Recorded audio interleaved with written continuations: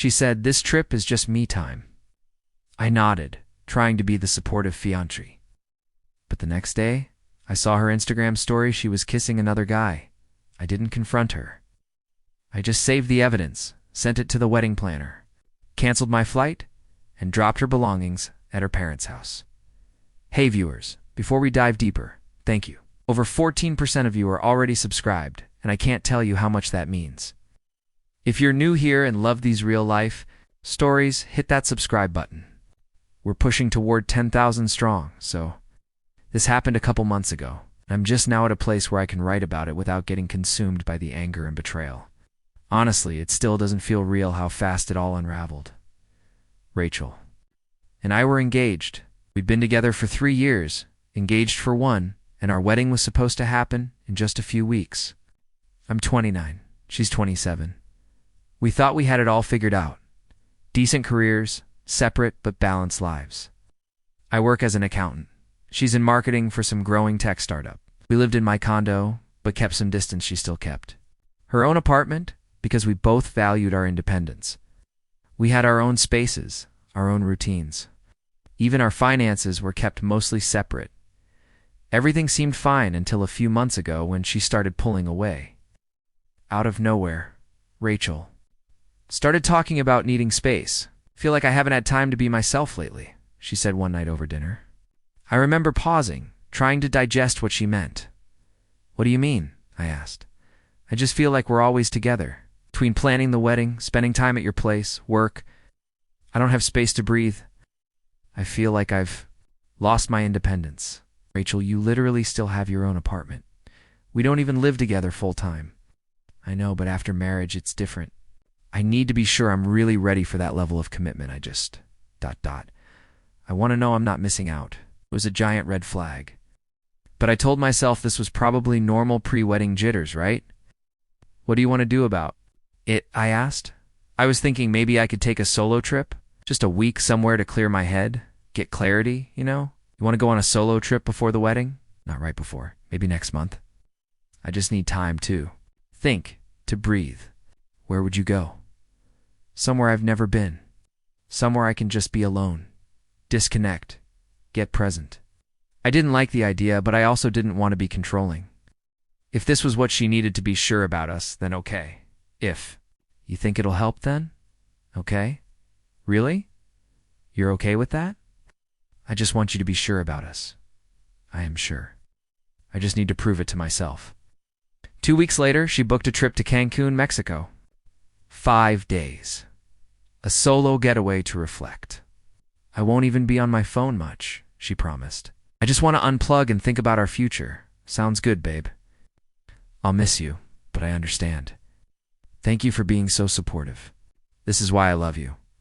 The week before her trip, she got weird, distant, always texting. When I asked who she was messaging, she said it was work stuff or logistics for the trip. "It's making sure everything is booked and coordinated. I'll unplug once I get there." "Thought you were going to disconnect." "I am. Just tying loose ends." Friday morning, she left for the airport. Her flight was at noon. I offered to drive her, but she insisted on taking an Uber. "Easier that way," she said. "Clean break from routine. Get into vacation mode." It's 5 days, not 5 years, you know what I mean? I kissed her goodbye and went to work. Figured I'd use the weekend to finish some client files and maybe chill with my friends. Saturday afternoon. I was home going through emails when I checked social media. Hadn't heard from her since she landed Friday night, but that was expected. She said she'd be low contact. Opened Instagram. Her story popped up. First slide was a beach sunset with the caption, "Finding clarity." Okay, cool. Swipe to the next one.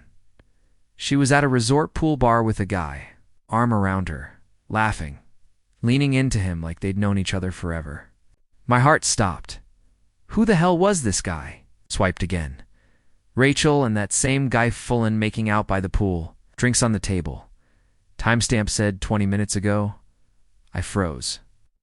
I stared at the screen, unsure if my brain was working. Supposedly needed time to reflect was kissing some dude at a resort and sharing it on her public story. I took screenshots, sat in silence for 10 minutes. Part of me wanted to call her, That's what the hell she was thinking. But another part of me realized Di didn't need an explanation. She showed me exactly how she felt. I picked up my phone and started making different calls. First was our wedding planner. Hi, Mark.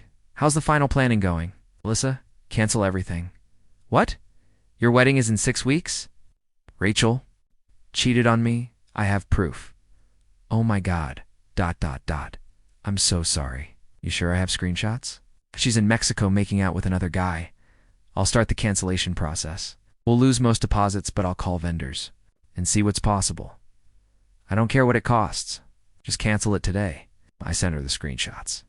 Then I called the florist, the caterer, the photographer, the band. By Saturday night, everything was in motion. I was looking at losing around $12,000 in deposits and fees. But that was a better loss than marrying someone who cheats and flaunts. It's Sunday. I drove to Rachel's apartment. Still had a key. Gathered all my stuffed clothes, books, utensils, everything I'd ever left there. Then I drove to her parents' house. Mark. Her mom, Linda, smiled when she opened the door. What a nice surprise. How are you, Rachel, enjoying her trip? Linda, we need to talk. Of course. Come in. What's wrong, Rachel? And I won't be getting married. She's been cheating on me. Mark, no. Rachel would never. I have proof. I showed her the screenshots. Linda stared at them, speechless. This is awful. ... She whispered, I'm sorry you had to find out this way. But I thought you should know. What are you going to do? I've already started canceling the wedding. I'm done. Maybe. Wait until she gets back? Talk to her? There's nothing to talk about. The pictures say everything. Where will Rachel go when she gets home? She has her apartment? And all her things at your place? In my car, I'm dropping them off here. I spent the next hour unloading her stuff into their garage. She'd slowly moved more and more into my place over the past year. Not anymore. Mark, this feels so final. It is final. She's going to be heartbroken. She should have thought about that before she posted herself cheating. Monday, I called the travel agent. Canceled the honeymoon flights to Italy. There will be cancellation fees, she said. I understand. Just cancel it. Rachel finally called. Mark. Oh. I've been having such an amazing time. This trip is exactly what I needed. I'm glad you're enjoying yourself. Mark, you sound ... off. Is everything okay? Everything's fine? Enjoying your me time? Yes. I'm feeling so much clarity. I want us, Mark. I want the wedding. I want everything. That's interesting, Mark. Why? Do you sound so cold? Just processing? Processing what? Your Instagram stories mostly? Double quote silence ... I can explain. There's nothing to explain. You've been very clear. It's not what it looks like. Does it look like then? I met someone, but it's not serious. I was just ... having fun. You were making out with strangers while engaged. Mark, it's vacation. It doesn't count. Doesn't count. I mean, it's not real life.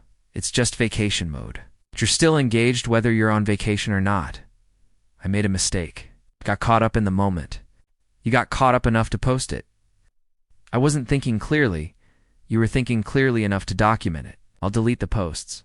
I'll come home right now. Don't bother. I canceled the wedding. What? Canceled? The wedding. Called the vendors. Canceled the honeymoon. Moved your stuff out. You can't do that. Already did. Where are my things? At your parents' place. Not staying there. I'm coming home. You are home. Your apartment. You don't live with me anymore. Please, Mark. Let me fix this. There's nothing to fix. You made your choice.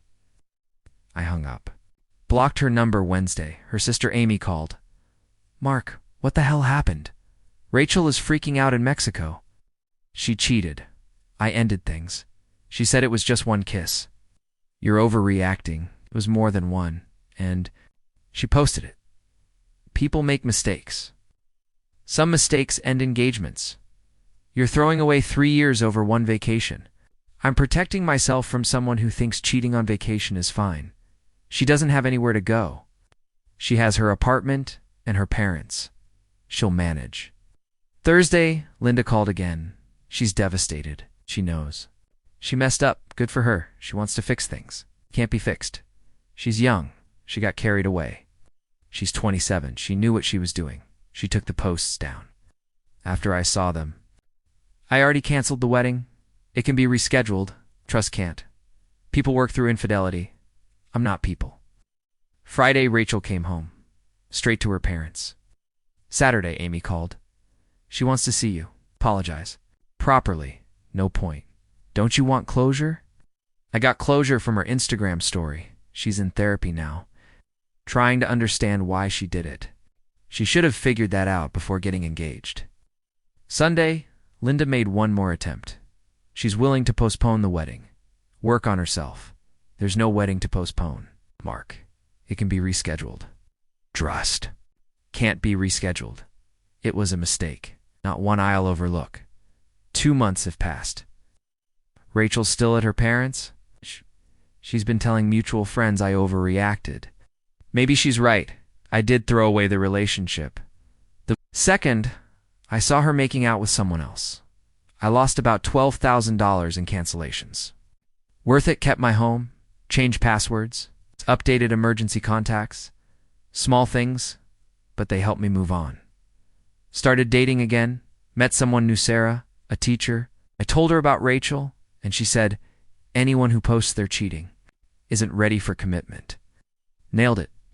This whole situation showed me that some people want the security of a relationship, but not the responsibility. Rachel wanted to feel loved and free to explore. She thought she could have both. She was wrong, sometimes. The best response to betrayal is to treat it as information and act accordingly. She wanted me time to figure herself out, so I gave her all the time in the world, forever.